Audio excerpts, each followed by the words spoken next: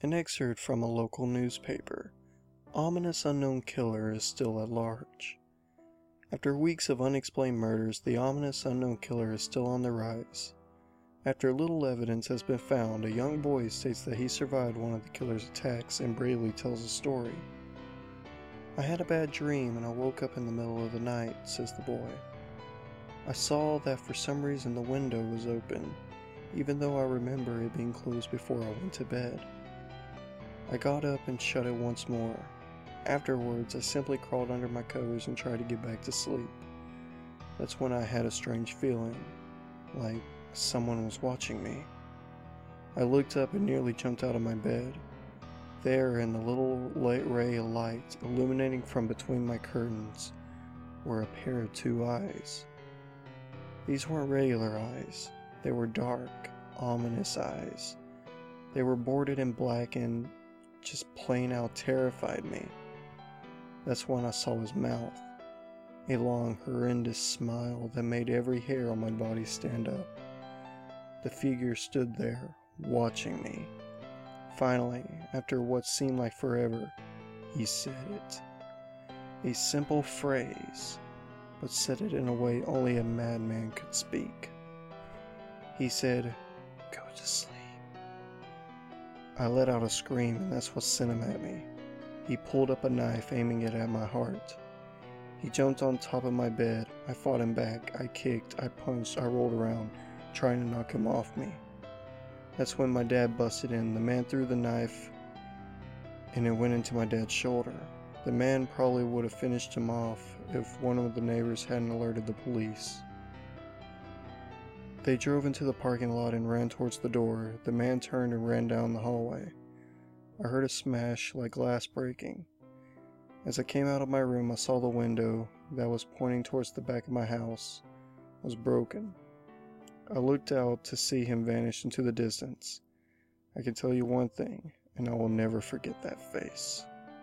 Those cold, evil eyes, and that psychotic smile. They will never leave my head. Police are still on the look for this man. If you see anyone that fits the description in the story, please contact your local police department. Jeff and his family had just moved into a new neighborhood. His dad had gotten a promotion at work and they thought it would be best to live in one of those fancy neighborhoods.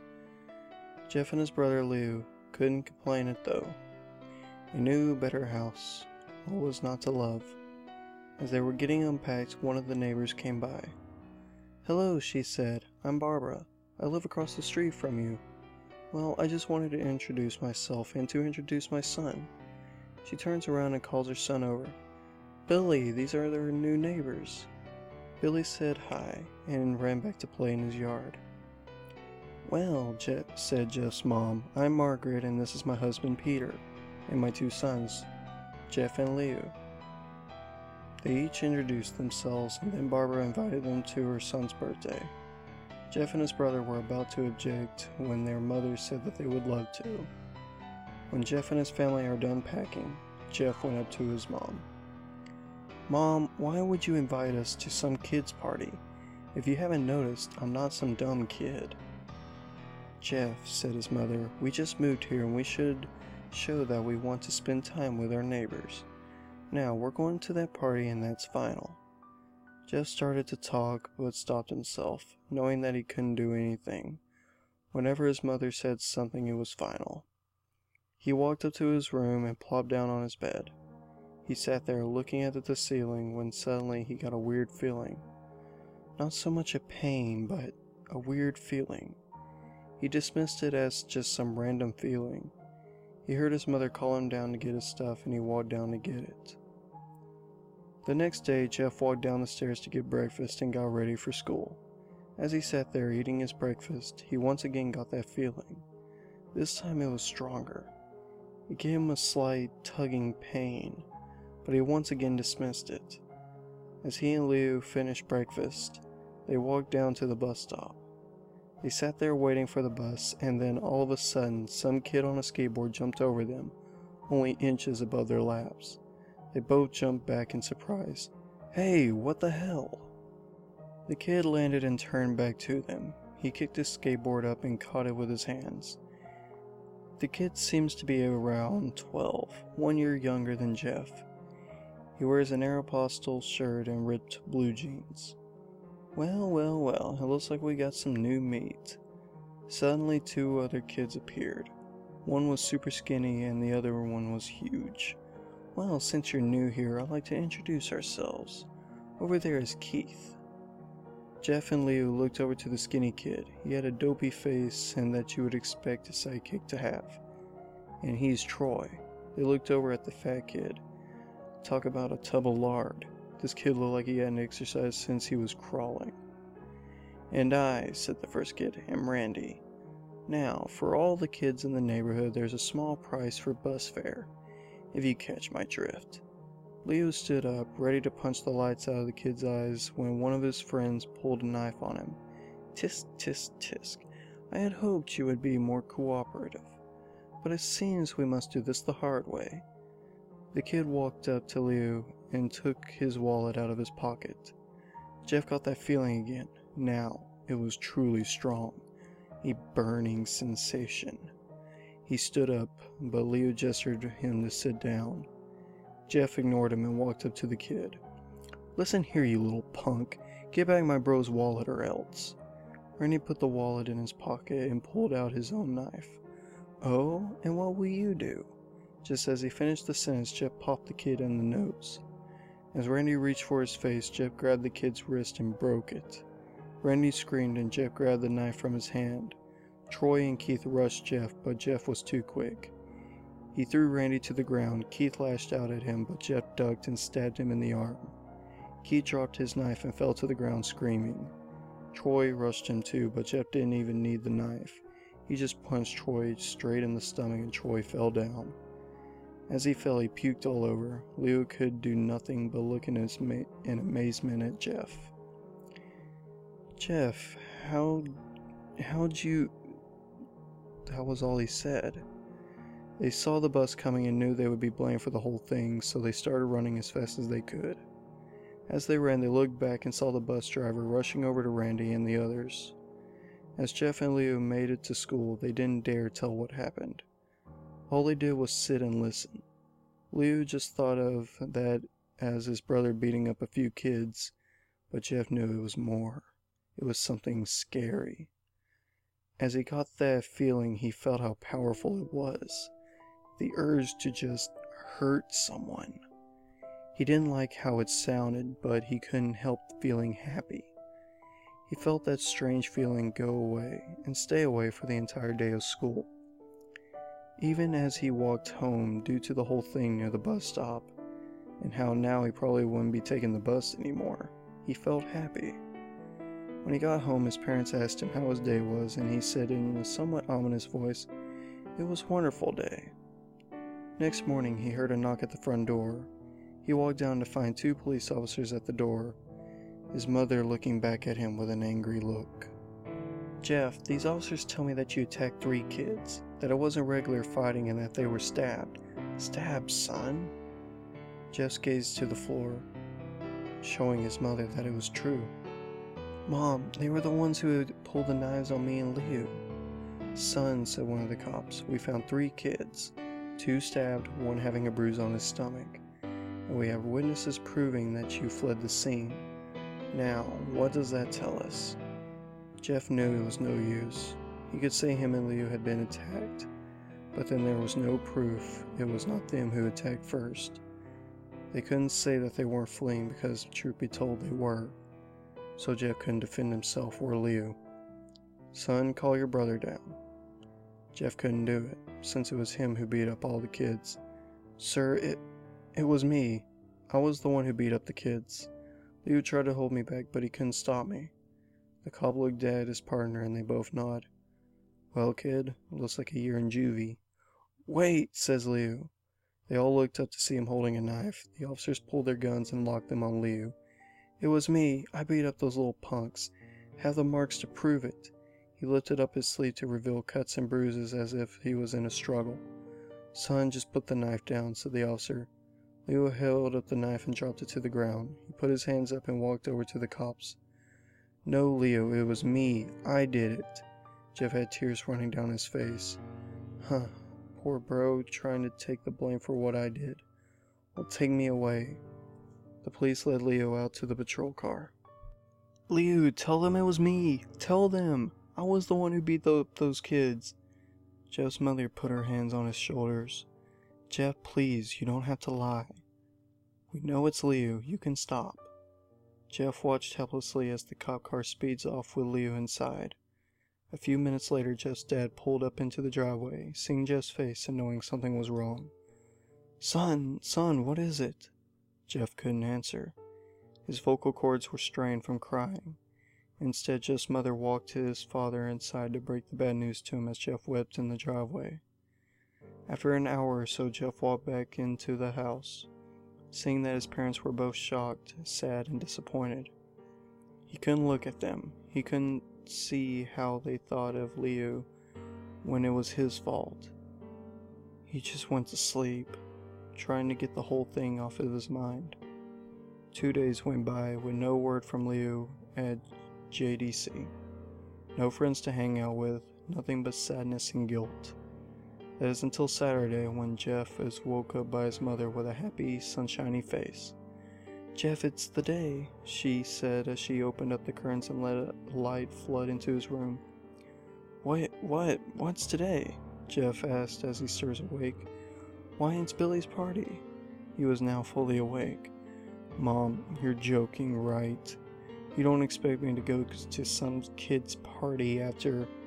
There was a long pause. Jeff, we both know what happened. I think this party could be the thing that brightens up the past days. Now get dressed. Jeff's mother walked out of the room and downstairs to get it ready herself. He fought himself to get up. He picked out a random shirt and a pair of jeans and walked downstairs. He saw his mother and father all dressed up, his mother in a dress and his father in a suit. He thought, why would they wear such fancy clothes to a kid's party? Son, is that all you're going to wear? Said Jeff's mom. Better than wearing too much, he said. His mother pushed down the feeling to yell at him and hid it with a smile. Now, Jeff, we may be overdressed, but this is how you go if you want to make an impression, said his father. Jeff grunted and went back up to his room. I don't have any fancy clothes, he yelled downstairs. Just pick something, called his mother. He looked around in his closet for what he would call fancy. He found a pair of black dress pants he had for special occasions and an undershirt. He couldn't find a shirt to go with it though. He looked around and found only striped and patterned shirts, none of which go with dress pants. Finally, he found a white hoodie and put it on. You're wearing that? They both said.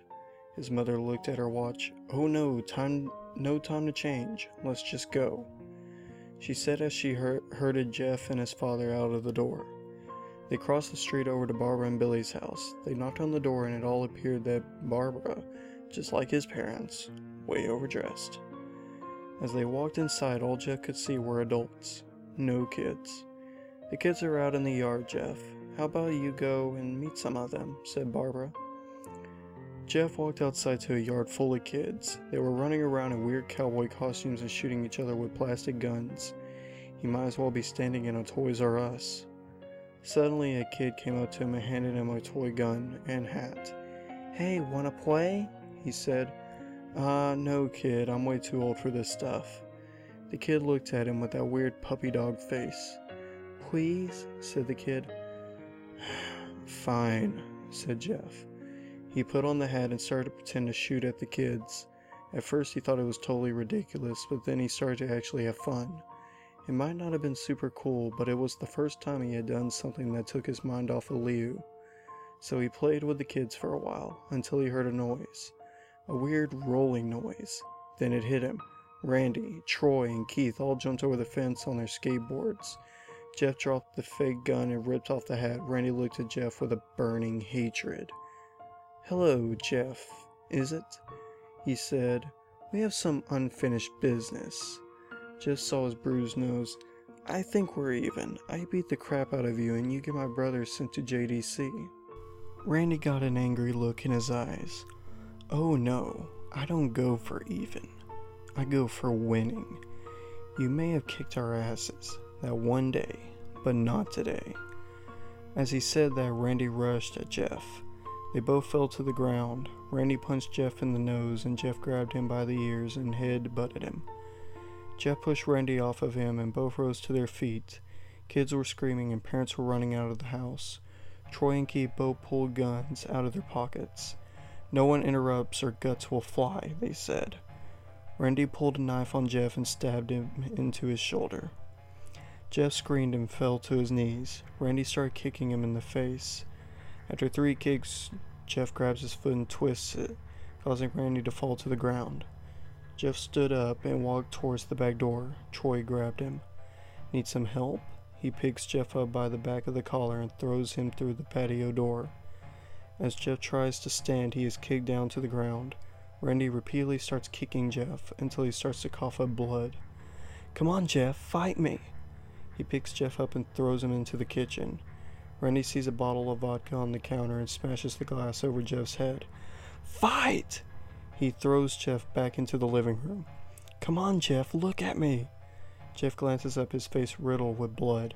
"I was the one who got your brother sent to JDC. And now you're going to sit here and let him rot in there for a whole year. You should be ashamed." Jeff starts to get up. "Oh, finally you stand and fight." Jeff is now to his feet, blood and vodka on his face. Once again he gets that strange feeling, the one in which he hasn't felt for a while. "Finally he's up," says Randy, and he runs at Jeff. That's when it happens. Something inside Jeff snaps. His psyche is destroyed. All rational thinking is gone. All he can do is kill. He grabs Randy and pile drives him into the ground. He gets on top of him and punches him straight in the heart. The punch causes Randy's heart to stop. As Randy gasps for breath, Jeff hammers down on him, punch after punch. Blood gushes from Randy's body until he takes one final breath and dies.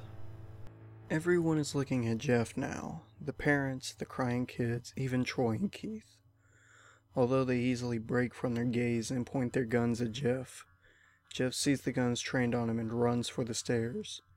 As he runs, Troy and Keith let out fire on him, each shot missing. Jeff runs up the stairs. He hears Troy and Keith follow up from behind. As they let out their final rounds of bullets, Jeff ducks into the bathroom. He grabs the towel rack and rips it off the wall. Troy and Keith race in, knives ready. Troy swings his knife at Jeff, who backs away and bangs the towel rack into Troy's face. Troy goes down hard, and now all that's left is Keith. He's more agile than Troy though, and ducks when Jeff swings the towel rack. He dropped the knife and grabbed Jeff by the neck. He pushed him into the wall. A thing of bleach fell down on top of them from the top shelf. It burned both of them, and they both started to scream. Jeff wiped his eyes as best as he could. He pulled back the towel rack and swung it straight into Keith's head. As he lay there, bleeding to death, he let out an ominous smile. "What's so funny?" asked Jeff. Keith pulled out a lighter and switched it on. "What's funny," he said, "is that you're covered in bleach and alcohol." Jeff's eyes widened as Keith threw the lighter at him. As soon as the flame made contact with him, the flames ignited the alcohol in the vodka. When the alcohol burned him, the bleach bleached his skin. Jeff let out a terrible screech as he caught on fire. He tried to roll out of the fire, but it was no use. The alcohol made him a walking inferno. He ran down the hall and fell down the stairs. Everybody started screaming as they saw Jeff, now a man on fire, drop to the ground nearly dead. The last thing Jeff saw was his mother and the other parents trying to extinguish the flame. That's when he passed out. When Jeff woke, he had a cast wrapped around his face. He couldn't see anything, but he felt a cast on his shoulder and stitches all over his body. He tried to stand up, but he realized that there was some tube in his arm, and when he tried to get it, it fell out, and a nurse rushed in. "I don't think you can get out of bed just yet," she said as she put him back in his bed and reinserted the tube. Jeff sat there with no vision, no idea what his surroundings were. Finally, after hours, he heard his mother. "Honey, are you okay?" she asked. Jeff couldn't answer though. His face was covered and he was unable to speak. "Oh honey, I have great news. After all the witnesses told the police that Randy confessed to trying to attack you, they decided to let Leo go. This made Jeff almost bolt up, stopping halfway, remembering the tube coming out of his arm. He'll be out by tomorrow, and then you two will be able to be together again. Jeff's mother hugs Jeff and says her goodbyes. The next couple of weeks were those where Jeff was visited by his family. Then came the day where his bandages were to be removed. His family were all there to see it, and he would look like. As the doctors unwrapped the bandages from Jeff's face, everyone was on the edge of their seats. They waited until the last bandage holding the cover over his face was almost removed. "Let's hope for the best," said the doctor. He quickly pulls the cloth, letting the rest fall from Jeff's face. Jeff's mother screams at the sight of his face. Leo and Jeff's dad stare awestruck at his face. What? What happened to my face?" Jeff said. He rushed out of the bed and into the bathroom. He looked in the mirror and saw the cause of the distress. His face. It's horrible. His lips were burned to a deep shade of red. His face was turned into a pure white color, and his hair singed from brown to black. He slowly put his hand to his face. It had a sort of leathery feel to it now. He looked back at his family and then back to the mirror. "Jeff," said Leo, "it's not that bad." "Not that bad," said Jeff. "It's perfect." His family were equally surprised. Jeff started laughing uncontrollably. His parents noticed that his left eye and hand were twitching. Jeff, are you okay?" "Okay? I never felt more happy." "Look at me. This face goes perfectly with me." He couldn't stop laughing. He stroked his face, feeling it, looking at it in the mirror. What caused this? Well, you may recall that when Jeff was fighting Randy, something in his mind, his sanity, snapped. Now he was left as a crazy killing machine. That is, his parents didn't know. "Doctor," said Jeff's mom, "is my son alright? You know, in the head?" "Oh yes, this behavior is typical for patients that have taken very large amounts of painkillers. If his behavior doesn't change in a few weeks, bring him back here and we'll give him a psychological test." "Oh, thank you, doctor." Jeff's mother went over to Jeff. "Jeff, sweetie, it's time to go." Jeff looks away from the mirror. His face still formed into a crazy smile. "'Kay, mommy." His mother took him by the shoulder and took him to get his clothes. "This is what came in," said the lady at the desk. Jeff's mom looked down to see the black dress pants and white hoodie her son wore. Now they were clean of blood and now stitched together. Jeff's mother led him to his room and made him put his clothes on. Then they left, not knowing that this was their final day of life. Later that night, Jeff's mother woke to the sound coming from the bathroom. It sounded as if someone was crying. She slowly walked over to see what it was. When she looked in the bathroom, she saw a horrendous sight. Jeff had taken a knife and carved a smile into his cheeks. "Jeff, what are you doing?" asked his mother. Jeff looked over to his mother. "I couldn't keep smiling, Mommy. It hurt after a while. Now I can smile forever." Jeff's mother noticed his eyes, ringed in the black. "Jeff, your eyes." His eyes were seemingly never closing. "I couldn't see my face. I got tired and my eyes started to close. I burned out the eyelids so I could forever see myself, my new face." Jeff's mother slowly started to back away, seeing that her son was going insane. "What's wrong, Mommy? Aren't I beautiful?" "Yes, son," she said. "Yes, you are. Let me go get Daddy so he can see your face." As she ran into the room and shook Jeff's dad from his sleep. "Honey, get the gun, She stopped as she saw Jeff in the doorway holding a knife. "Mommy, you lied." That's the last thing they hear as Jeff rushes them with the knife, gutting both of them. His brother Leo woke up, startled by some noise. He didn't hear anything else, so he just shut his eyes and tried to go back to sleep. And as he was on the border of slumber, he got the strangest feeling someone was watching him. He looked up before Jeff's hand covered his mouth. He slowly raised the knife, ready to plunge it into Leo. Leo thrashed here and there, trying to escape Jeff's grip. "Shh,"